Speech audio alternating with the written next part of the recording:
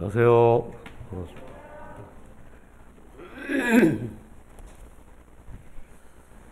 에,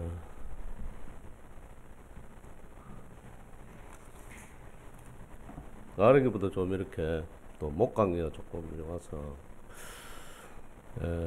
목이 자꾸 갈라지고 이래서 이 설교를 하겠나 하고 걱정을 했습니다. 그래서 어저께는 좀 각별히 조심을 하고 했는데 조금은 나아진 것 같아요.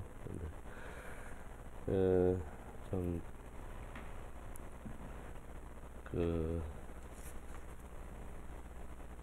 우리가 살다 보면 에, 어려운 이러한 시기를 지날 때가 있습니다. 그래서 산 넘어 산이고 고비 넘어 고비다라는 이런 말이 있듯이 요즘을 이렇게 생각해 보면 좀 그런 생각이 들어요. 그래서 2년 동안 그렇게 힘들게 고비 넘어서 이제 이 오미크론이 이제 좀 종식이 되고 좀 뭔가 이렇게 살만한 세상이 오지 않겠나라고 기대를 지금 하고 있는데, 그리고 봄도 이렇게 이제 찾아오고 얼었던 이러한 땅도 녹고 이렇게 해서 좀 뭔가 참 소생하는 이 봄에 활기도 차고 또 교회에도 좀 활기가 넘치는 이러한 일들이 있었으면 좋겠다라고 생각하는 찰나에 또 저 옆에서는 지금 전쟁을 한다고 난리죠. 그래서 이 전쟁 가운데에서 혹여나 저 전쟁이 확전이 되어서 또 불똥이 이 엄한 우리한테도 튈까 싶어서 노심초사 이렇게 마음의 어려움도 될 수도 있고, 그런데 우리는 우리의 정체성을 잘 이렇게 확보하는 것이 중요해요. 우리는 누굽니까? 우리가 누굽니까? 네, 하나님의 자녀예요. 그래서 하나님의 자녀라는 것, 이 정체성을 잘 갖고 계셔야 돼요. 안 그러면 흔들립니다. 세상의 풍조를 따라서 흔들려 간다는 겁니다. 그래서 한번 따라해 봅시다. 나는 주님 안에서 행복합니다. 주님 안에서 행복합니다. 나는 주님 안에서 즐겁고 평안합니다. 크게 하면 보세요. 크게 힘있게. 자, 시작. 나는 주님 안에서 즐겁고 평안합니다. 나는 주님 안에서 안전합니다. 이거는 제가 뭐 말씀을 준비해서 준비한 게 아니고 듣기도 생각이 나서, 그래서 이렇게 불확실한 시대에 지금 살아가고 있다는 사실을, 내일 일을 모르고 있는, 오늘은 오늘일 것 같은데 내일을 모르는, 그래서 인생을 보면 70이요 교연수의 자랑은 70여 강건한 80이라도 그 연수의 자랑은 뭐랬습니까? 수고와 슬픔뿐이다. 날아가니 신속히 간다고 말씀하고 있습니다. 그러니까 우리의 어떤 70과 80을 살아가는 인생, 이게 얼마 되지 않는 인생 가운데에서 정말 수고하고 슬픔만이, 이 혹자의 저자는 그렇게 이야기를 하고 있는 것을 볼 수 있습니다. 그래서 우리가 인생을 살면 정말 어려움들이 많죠, 그죠? 그래서 고난에 대해서 제가 몇 번 설교를 드렸습니다. 그래서 마라의 선물에 대해서 부터 시작해서 여러 땅 고난에 대해서 말씀을 드렸는데, 오늘도 사실은 이 고난에 대해서 좀, 이 성도들은 왜 고난을 당하는가? 그래서 성도들은 이 고난을 통하여서 변화가 되고 성장이 되어져 간다는 거죠. 운동선수가 한 이러한 이 훈련을 견디지 못하면 훌륭한 선수가 못 돼요. 여러분들 일주일 내내 뭐 하십니까? 하나님의 자녀라죠. 그래서 하나님의 자녀, 하나님의 나라의 백성입니다, 우리들은. 그죠? 이 나라에 속해서 살지만 하나님의 자녀예요. 그래서 주님 오실 때 마태복음에 주님이 첫 공생의 시작은 뭐라 했습니까? 천국이 가까웠느니라 회개하라. 천국이 가까웠다는 거예요. 천국이 왜 가까웠습니까? 주님이 곧 천국이기 때문에. 공생애를 시작하신 그분, 그 예수님께서 천국문의 열쇠가 되시고 천국의 그 본체가 되시기 때문에 그분이 오셨다는 거예요. 그분이 오셔서 뭐냐면 킹덤 오브 갓, 그러니까 이 하나님의 왕의 나라가 이 땅에 임해 있는 겁니다. 여러분은 죽으면 가는 나라라고 생각을 많이 하죠. 우리가 천국 하니까 천국은 죽으면 가는 나라야. 그리고 자꾸만 이렇게 있고 뭐 황금길이 깔려 있고 보석이 있고 거기에는 근심과 걱정이 없고 거기에는 슬픔도 없고 그런 곳이 아마 천국일 거야. 그것을 어떠한 보면 그것은 현상이라고 이야기하고 있습니다. 진정한 천국의 의미가 뭐냐는 거예요. 진정한 천국의 의미를 안다면 우리가 우리의 이 세상에 살면서 우리가 이렇게 살아갈 수가 없다는 겁니다. 우리는 하나님 나라의 백성이라는 사실을, 그럴 때에 우리가 하나님의 나라의 백성이기 때문에 이 나라에 살면 고난과 어려움이 자동적으로 온다는 거예요. 예를 들어 믿음으로 살려고 하면 고난이 있겠어요, 없겠어요? 고난이 반드시 옵니다. 왜요? 정직하게, 예를 들어 공무원인데 공무원이 아주 정직하게 공무를 집행을 하는 겁니다. 그러면 세상은 많이 부패되겠어요. 그래서 뭐냐면은 그 공무원이 이렇게 정직하게 행하려고 하는 것에 대해서 태클을 거는 사람들이에요. 야, 니만 그냥 정직하냐? 뇌물도 좀 먹고 뭐 주면 좀 먹고 그냥 대충 이렇게 가는 거지. 그럴 때에 정직하게 행하다 보면 해고를 당할 수도 있고 또 다른 데로 전출을 갈 수도 있고, 내가 정말 주님의 믿음으로 살기 때문에 그러한 고난과 어려움을 당할 수 있다는 사실. 그런데 고난이 성도들에게도 즐겁지는 않죠. 여러분, 고난이 오면 즐겁습니까? 예? 힘들어요. 저도 얼마 전에 조금 어려움을 당했는데 정말 한 2주 동안 힘들더라고요. 그런데 그 나중에 제가 간증을 좀 드리겠습니다만은, 어쨌든 이 시편 119편의 71절에 보면 이런 말씀, 고난 당하는 것이 내게 유익이라 이로 말미암아 내가 주의 율례를 배우게 되었나이다. 이 잘하는 말씀이잖아요. 그 고난 당하는 것이 내게 유익이라 이로 말미암아 내가 주의 율례를 배우게 되었다. 그리고 67절에 보면 고난 당하기 전에는 내가 그릇 행하였더니 이제는 주의 말씀을 지키나이다. 이런 말씀입니다. 그래서 고난이라는 것은 어쩌면 고난의 학교라고 이야기하잖아요.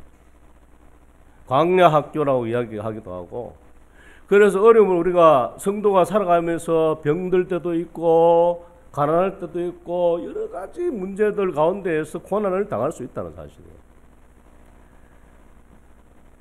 우리가 결혼해서 자식을 놓고 나면은 종종 이 두 가지의 문제를 가지고 아이들하고 언쟁을 하고 아이들을 가르칠 때가 있습니다. 그렇죠? 뭐냐면 아이들이 이제 정말 말을 안 듣는 거예요. 그러니까 어떻게 하면 저 아이를 좀 가르칠까? 그 어릴 때는 매도 대보기도 하고 뭐라 하기도 해보고 또 뭐 사탕을 주보기도 하고 여러 방법을 통해서 뭐냐면 그 애를 올바른 행실을 만들기 위해서 어려움을 준다는 거죠. 그죠? 매를 대기도 하고. 그래서 우리가 이 성도도 세상에 살다 보면 이 세상에 이 육신이 있기 때문에 육신에 이 세상에 붙여서 살다 보면은 여러 가지 죄의 유혹들이 있다는 사실. 여러 가지 어려움을 통해서 우리가 고난을 당한다는 사실입니다.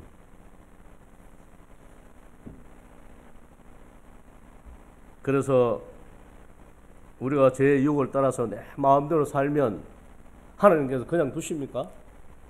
자식들이 잘못되는데 아버지가, 자기 친아버지, 사랑하는 아버지가 자식을 그냥 둘 사람이 있겠습니까?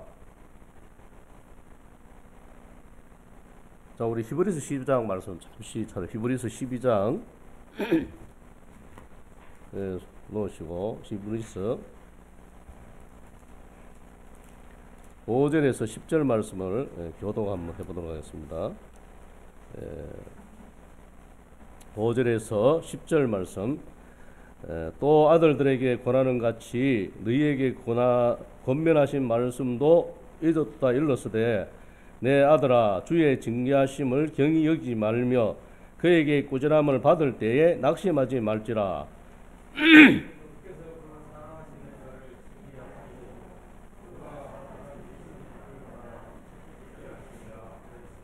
너희가 참으면 징계를 받기 위함이라. 하나님이 아들과 같이 너희를 대우하시나니 어찌 아버지가 징계하지 않는 아들이 있으리요. 징계는 다 받는 것이오늘 또 우리 육신의 아버지가 우리를 징계하여도 공경하였거든 하물며 모든 영의 아버지께 더욱 복종하며 살려 하지 않겠느냐. 그들은 잠시 자기의 뜻대로 우리를 징계하였거니와 오직 하나님은 우리의 유익을 위하여 그의 거룩하심에 참여하게 하시느니라. 자, 여기에 보면은 정말 하나님이 자기 아들들에게 징계하는 자가 징계하지 않겠느냐가 하신 거예요. 내 아들아 주의 징계하심을 경히 여기지 말라. 그가 꾸지름하시고 그가 징계하시고 그가 채찍질 하신대. 왜 그렇게 하십니까? 그 아들이 정말 올바른 길을 믿음에 따라서 말씀을 따라서 순종해 가게 하기 위해서 사랑하는 자식을 그렇게 하신다는 거예요. 그래서 징계는 다 받는 것인데 이러한 징계가 없으면 신앙들이 아니고 사생자라고 이야기하고 있어요. 우리가 예수를 믿었는데 마음대로 살아요. 죄를 짓고 마음대로 그냥 세상에 살고 그래서 뭐 일요일 되면 그냥 이렇게 교회에 오고 또 세상에 나오면 마음대로 죄를 지으면서 삽니다. 그런데 아무런 징계가 없어요. 아무런 어려움이 없이. 그런데도 불구하고 잘 돼. 그 사람은 어떤 사람입니까? 여기에 말씀이 딱 나와 있잖아요. 그는 신하들이 아니요 사생자라고 이야기해요. 우리가 참 하나님의 자녀면 우리가 잘못하고 뭔가 문제가 있고 세상의 유혹을 따라 살다가 죄를 범하고 이러면 반드시 징계가 따른다는 겁니다.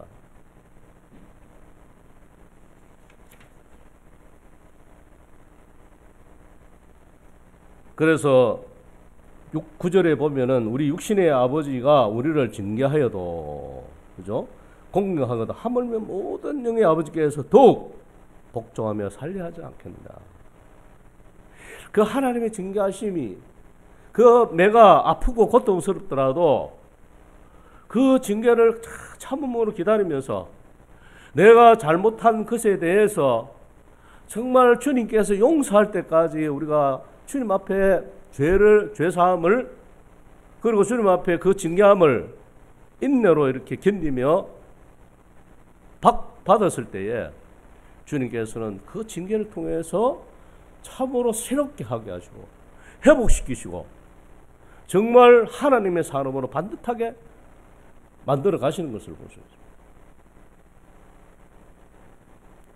그들은 자기의 뜻대로 우리를 징계하였거니와 그들은 누굽니까? 육신의 아버지. 육신의 아버지는 자기의 뜻대로 우리를 징계하였기도 오직 하나님은 우리의 유익을 위하여 그의 거룩하심에 참여하게 하신다는 거죠. 이 말씀을 유의해 보시기 바랍니다. 사람은 자기의 뜻대로 어쩌면 자기의 기분대로 그렇게 아이들을 징계하고 채찍질하고 뭐라 할 수 있지만 그러나 하나님은 뭐냐면 우리의 유익을 위해서 그러시는 거예요. 왜 세상의 죄를 따라 살고 유혹을 따라 살고 자기의 마음대로 살면 왜 그냥 두지 않느냐? 그 자신의 유익을 위해서 그렇게 하신다고. 그렇게 해서 뭐냐면 그의 거룩하심에 참여하게 하기 위해서 그래 하기 위해서 뭐냐면 그렇게 징계하시고 고난을 주시고 어려움을 주신다는 거죠. 그래서 어쩌면 징계조차도 하나님의 깊으신 사랑이요 은혜라는 사실. 그래서 징계가 없으면 우리가 돌아올 수가 없어요. 깊은 징계를 받을 때, 그 아픔이 있을 때에 내 죄를 돌아보게 되고 내가 무엇이 잘못된지를 다시 한번 회개하게 되고, 그럴 때 뭐냐면 내가 아버지의 집으로 돌아가야 되겠다. 내가 아버지한테 가서 사죄해야 되겠다. 내가 정말로 아버지한테 가서 죄를 자복해야 되겠다. 이런 마음이 들지 않겠습니까? 그럴 때의 회복이 일어나는 것입니다. 우리는 얼마든지 잘못할 수 있어요. 세상에 육신을 갖고 살아있기 때문에 육신적으로 살 수가 있습니다. 어쩌면 남을 미워하고 판단할 수도 있고 교회에 와서도 그러한 어려운 가운데 있을 수 있어요. 그러나 뭐냐면 적시로 죄가 생각나면 뭐라 했습니까? 예? 자복하라고 이야기해요. 회개하라고 이야기하고 있는 것입니다.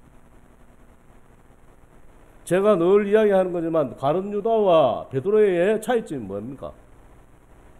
가룟 유다는 죄를 깨달았습니다. 그러나 회개의 자리에 오지 않았다는 것입니다. 자기의 성질대로 그냥 자살하고 끝내버렸어요. 그런데 베드로는 어쩌면 가룟 유다보다 더 큰, 영적으로 보면 더 큰 범죄를 했다 할지라도 주님 앞에 나왔을 때 닭이 3번 울고 난 다음에 눈물을 팍 흘리면서 주님 잘못했다고 주님 앞에 회개하고 은혜를 구했을 때에 주님께서는 그 죄를 묻지 않으신다는 거죠.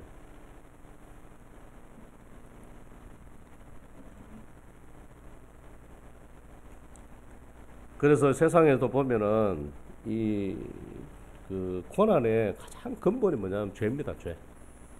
그렇죠. 죄를 범함으로 말미암아 고난이 온 거예요. 이 창세기에 보면은 창세기에 우리 아담과 이브가 나오잖아요.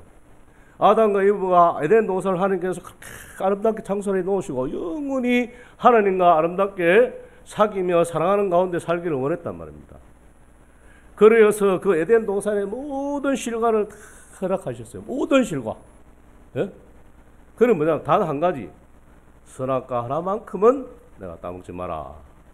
뭐라 했습니까? 먹는 날에는 반드시 죽으리라고 이야기했습니다. 그런데 사람은 참 심리가 희한한 게 뭐냐면 꼭 먹지 말라 하면은 그걸 먹고 싶은 심리가 있어요. 그러는 차에 이 사단이 그걸 딱 눈치채고 내려왔잖아요. 내려와가지고 하와를 살살 꼬셨잖아요. 먹어도 괜찮다.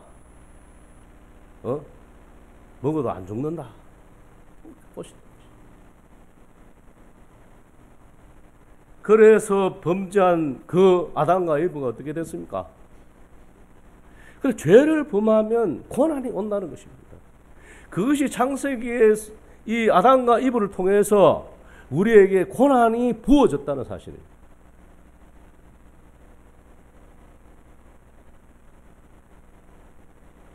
그 사단 옛 뱀에게는 뭐냐 하면은 기어다니는 이러한 고통을 주었고, 그 다음에 사람에게 징계를 주셨는데 여자에게는 뭐냐 했습니까? 여자에게는 임신하여 고통스럽게 임신하는 아이를 낳는 그러한 고통을 더하게 하셨고, 그리고 남자에게 다스림을 받는, 이 남자와 여자가 아주 평등하게 이렇게 살아야 되는데 어쩌면 남자의 지배를 받는, 다스림을 받는 그러한 징계를 여자는 받게 되었는 거죠.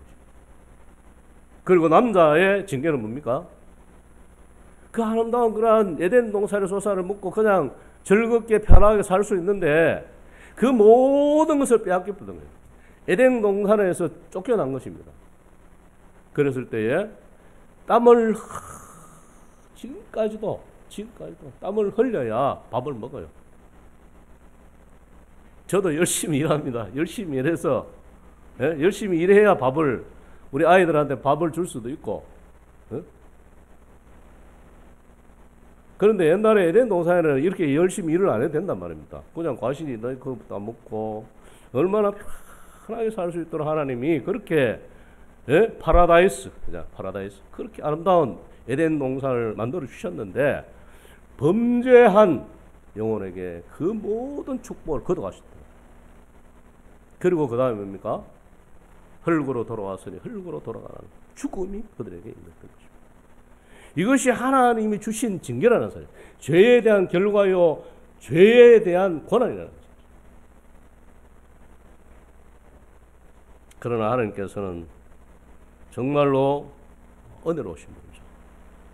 그렇게 해서 버리지 아니하시고, 그래서 영벌에 처하지 아니하시고, 하나님께서는 대안을 세우셨습니다.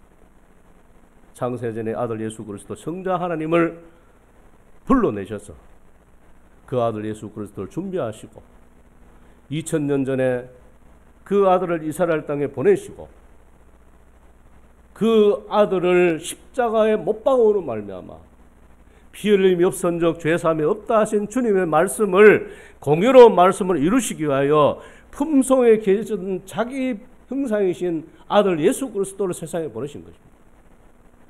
그래서 아들 예수 그리스도를 보내심으로 말미암아 그 아들을 믿는 자마다 멸망치 않고 영생을 얻는 놀라운 은혜를 우리에게 베풀어 주셨다는 사실. 하나님께서는 그러한 징계와 고난과 어려움만 주는 것이 아니라 그러한 어려운 가운데에서도 회복할 수 있도록 깊은 은혜를 우리에게 주신다는 거죠. 얼마나 감사한지 모릅니다.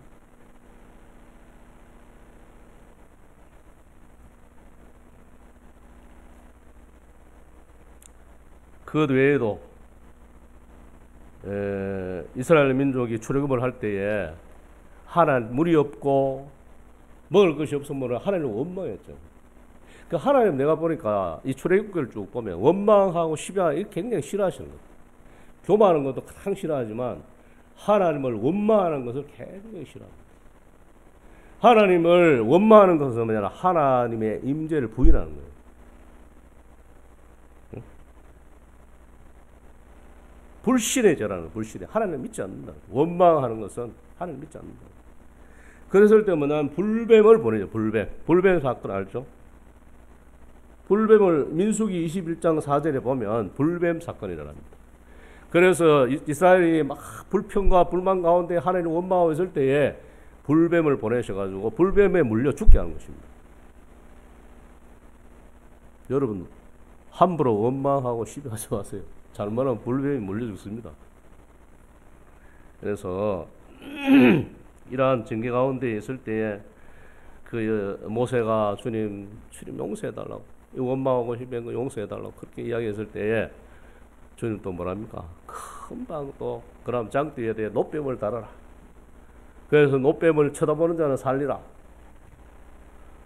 그렇게 또 은혜로우시기 때문에 그렇게 또 살려주시는 거죠.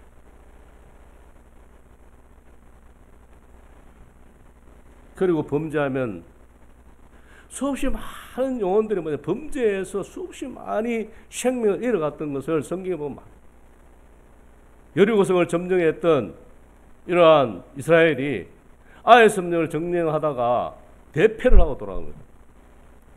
대패를, 아니 여리고성 큰 성을 점령했는데 아이의 조그마한 성, 말도 아이잖아, 아이. 예? 아이 성을 점령하러 갔다가 대패를 하고 돌아오는 겁니다. 그랬을 때 뭐냐면, 예? 왜 이런 일이 일어났냐, 이거. 이유를 추적해서 들어가다 보니까 그 나중에 뭐냐면 범죄가 있을 때, 범죄. 하나님이 여리고성에 점령할 때 아무 전성 기념품을 아무것도 취하지 말라고 주님 말씀하셨어요. 그랬는데 아간이 뭐랬냐면 첫 번째 시내산의 아름다운 외투 두 벌이면 한 벌이 두 벌도 아니고 한 벌이 아름다운 외투 한 벌. 그 다음에 은 200세겔. 그 다음 무게가 50세겔 되는 금덩어리를 숨겼어요. 그러면 이제 그것이 어느 정도 이렇게 이제 대패를 하고 나면은 내 때문에 그렇구나. 내가 이러한 범죄를 했기 때문에 그렇구나 하고 자백을 했어야 돼요. 자백을. 하나님 자백하고 회개하면은 뭘 했습니까? 용서해 주잖아요. 그런데 아간은 끝까지 숨깁니다. 끝까지. 그래가지고 이제 제비를 뽑아서 결국은 이게 들어가서 나중에는 아간이 제비에서 뽑혔던 것입니다. 그럴 때 그제야 실토를 한 겁니다. 그랬을 때에 이 공의로우신 하나님께서 이 아간을 돌로 쳐 죽이는, 그래서 그게 아골골짝이라는 것이 아골골짝. 아골골짝 빈들에도 뭐 있으면 복음 들고 오잖아요. 우리가 주님 앞에서 주님을 두려워해야 돼요. 어쩌면 주님을 우리가 두려워하지 않는 데가 있어요. 그래서 이 추상 같은 이러한 징계를 통해서 이 하나님 앞에 범죄했을 때에 이러한 중징계를 받는, 그뿐만 아니라 다윗도 마찬가지잖아요. 다윗이 바세바를 통해서 엄란하게 죄를 범했을 때에 바세바와 낳은 첫 아들이 그토록 금식하며 살라달라고 기도했지만 그 아들을 결국은 데려가시는 징계를 가시는 것입니다. 이뿐 아니라 신약에 보면 아나니아와 삽비라가 나오죠. 아나니아와 삽비라가 모든 이러한 사도들이 밭을 팔아서 모든 사람들과 공유하기 위해서 밭을 팔아서 주님의 성전에 이렇게 바치는데, 자기도 그 밭을 팔아서 다 바치고 싶었어요. 처음에는 다 바치고 싶었어요. 그래서 밭을 팔아가지고 이제 모두 돈을 갖고 있다가 보니까 아까운 거예요. 그러니까 나는 이 신약에서 가장 억울한 죽음이 맞았던 사람이 아나니아와 삽비라라고 생각합니다. 그렇게 안 해도 돼요. 그죠? 그냥 뭐 반 정도 내가 헌금하겠다 하고 반은 이제 좀 내가 쓰겠다 이렇게 했으면 아무 일이 없었어요. 그런데 뭐 남들이 과시하려고 내가 다 팔아가지고 이제 다 내가 헌금하겠다 이렇게 이야기 해놔놓고 한 생각이 아까운 거야. 그래서 이제 그 밭을 판 값을 반을 숨기고 반을 베드로 앞에 가져갔다는 거죠. 그 베드로를 속인 것이 아니라 성령을 속인 죄로 이 아나니아와 삽비라가 죽임을 당합니다.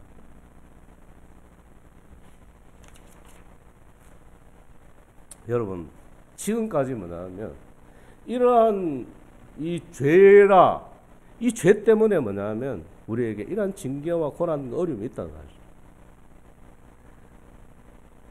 그렇다면 이 루스길에 보면은 룻도 주님 앞에서 범죄한 거예요. 그 왜냐하면 룻이 그때 살 때에 베들레헴에 안전하게 살았는데 그때에 아마 기근이 일어나고 사사기 때에 수없이 많은 약탈이 일어났기 때문에 거기에 살지 못하고 뭐냐면 모압으로 내려간 거예요. 모압으로. 이방 땅으로 내려가. 그래서 이방 땅으로 내려갔을 때에 이방 여인들과 이 아들들이 결혼을 하는, 원래 옛날에 이스라엘 법으로는 이방 여인과 결혼을 하면은 불법이에요. 불법.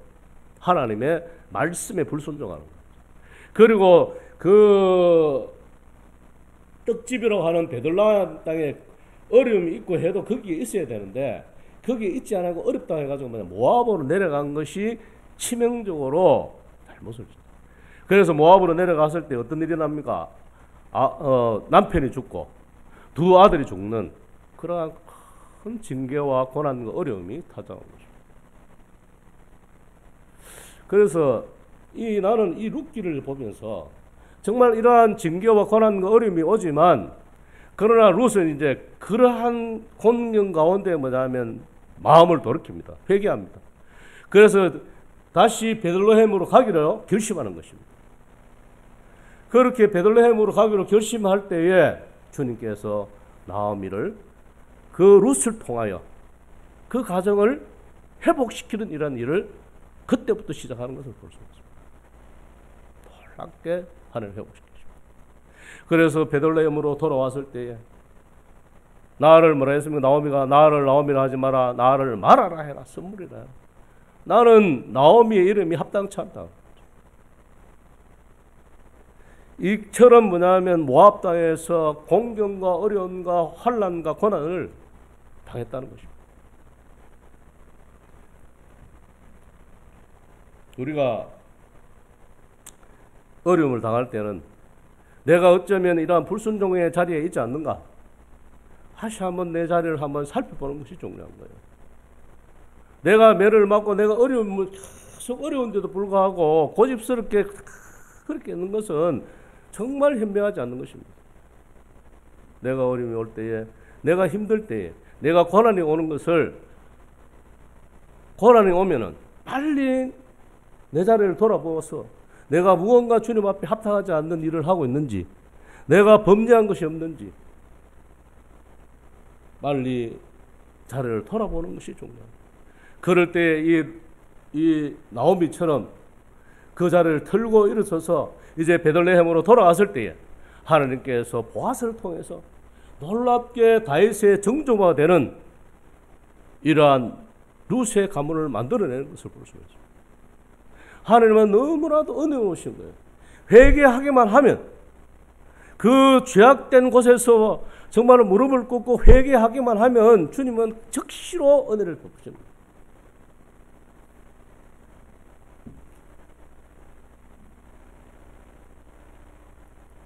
그 다음에는 고난이 내게 유익이라 이로 말미암아 주의 율례를 배우게 되었다 하는 이 말씀.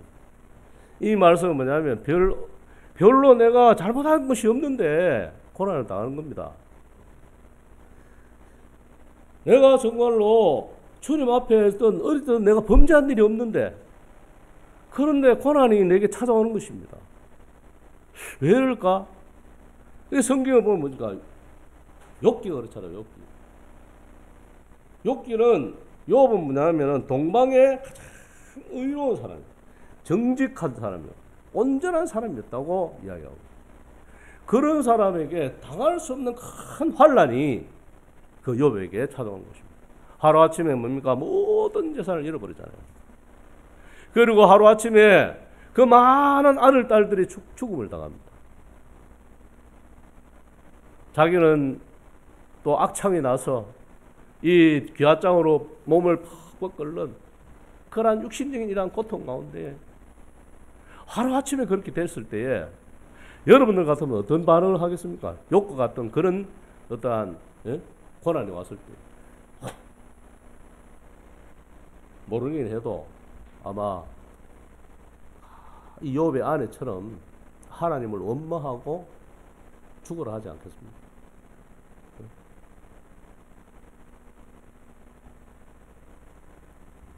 우리가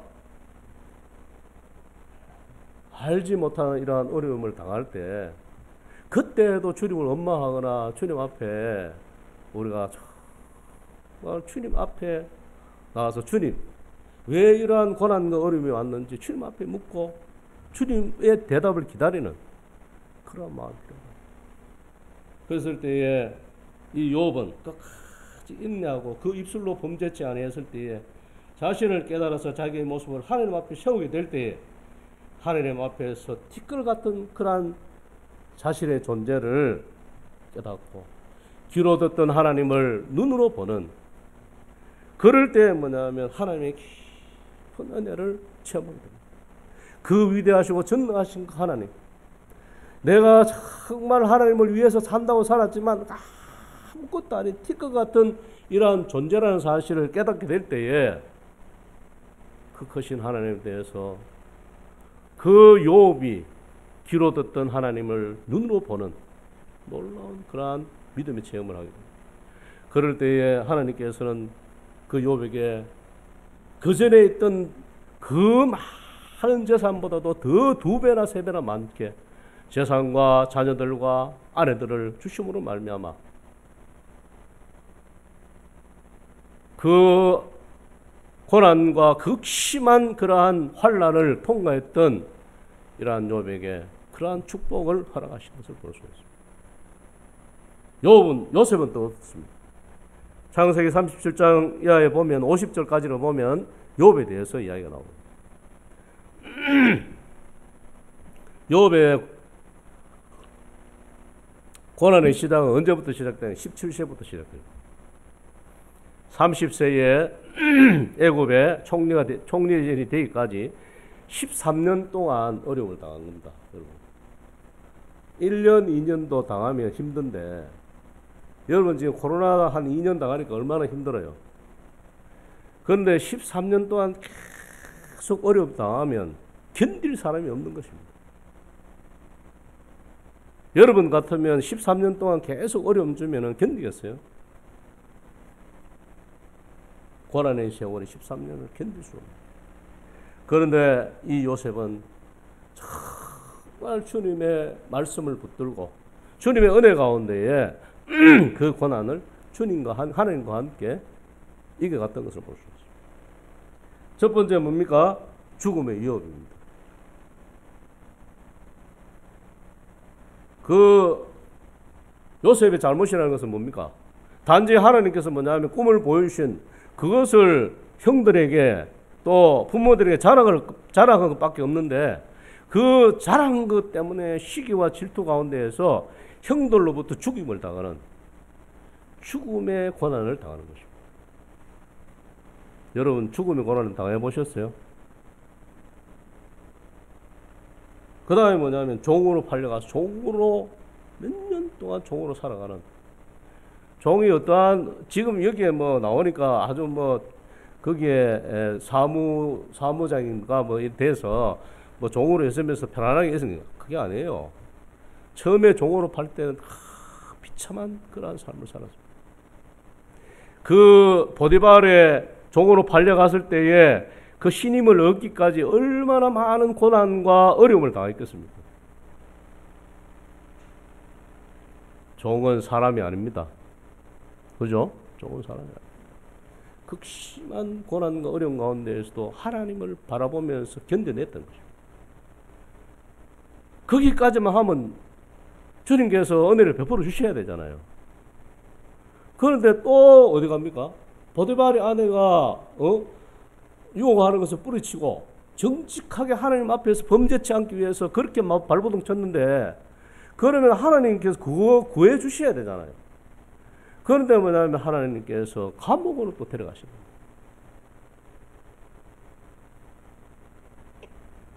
거예요. 인생의 최악의 막장인 감옥에 있을 때 어떤 생각이 들었겠어요? 여러분 그냥 한번 상상을 한번 해보세요. 그냥 이야기처럼 흘러보지만 내가 그러한 상황을 겪어간다고 이렇게 상상해보면 이거는 견딜 수 없는 고난인 거죠. 견딜 수 없는. 왜? 죄가 있어 그렇습니까? 아니요. 죄 없는데도 그럼에도 불구하고 하나님의 다루심, 하나님께서 그 인격과 그 믿음을 성장하기 위해서 하나님의 사람으로 사용하기 위해서 그러한 극심한 고난 가운데에 고난의 학교에 넣었던 것입니다.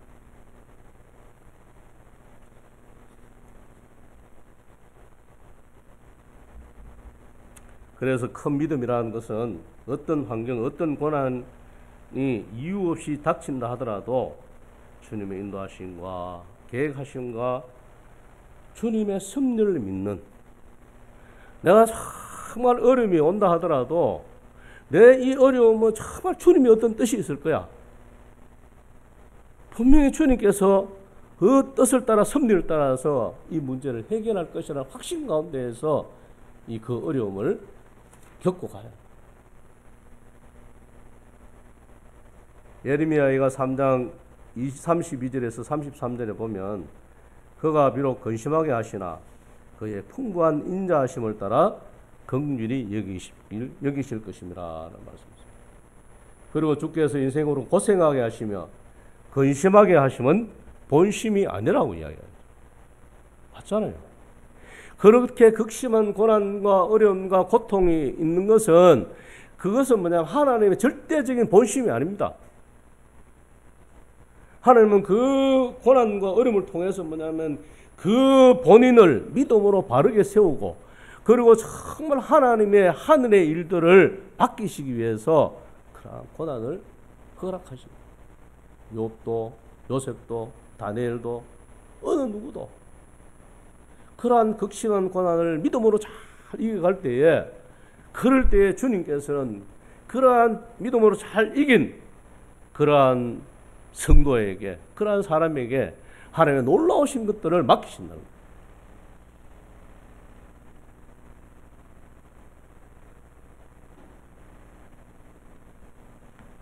그래서 우리는 썩어질 세상의 가치관들을 버릴 줄 아는 그러한 믿음이 필요합니다.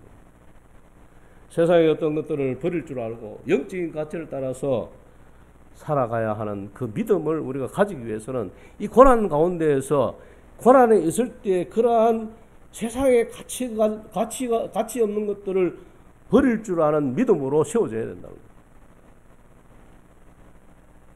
믿음이 없을 때, 그리고 고난이 올 때에도 그냥 시비하고 원망하고 뿐만 아니라 어려움이 될 때에 그냥 세상의 가치를 따라서 세상과 타협하고 살아가는 그러한 사람이 되어서는 안 된다고.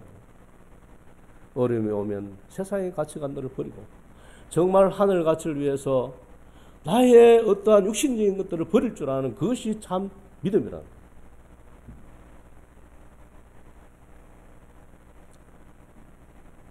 아브라함도 마찬가지요. 아브라함이 100세 때 낳은 아들, 그 아들을 하나님께서 번제물로 드리라 했어요. 여러분 한번 생각해 보세요. 저도 자신이 없습니다.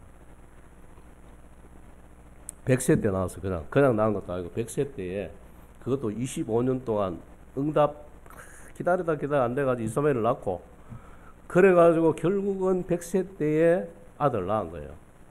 그런데 느닷없이 아들이 한 15세나 16세쯤 됐는데 그 아들을 데려오라 했어요. 데려와서 그 아들을 모리아산 정상까지 끌고 가서 번제물로 드리라는 거예요. 이것이 고난이 아닙니까, 여러분? 이 명령을 따를 수 있습니까? 네? 이것이 믿음이에요. 이것이 믿음. 결국에 우리의 믿음은요, 생명을 드려야 돼요. 생명. 우리의 믿음은 생명을 드려야 됩니다. 이 이삭은 뭐냐면 내 생명보다 더 귀한 겁니다. 아브라함이 그런 마음에 안 들었겠습니까? 하나님, 아니 왜 이삭입니까? 내가 모리아산에서 나를 드릴게요. 네? 이삭 말고 나를 드리겠습니다. 그러한 이야기가 안 나오겠습니까? 그런데 100세 때 낳은 가장 귀한 그 아들, 눈에 넣어도 안 아플 그 아들은 뭐냐면 번제물로 드리라는 겁니다. 그러한 시험과 그러한 고난과 그런 어려움을 하나님이 허락하신 것입니다. 왜 그랬겠습니까? 하나님 진짜 정말로 이삭을 잡아서 번제물로 받기 위해서 그랬습니까? 우리는 뭐 정답을 다 알고 있잖아요.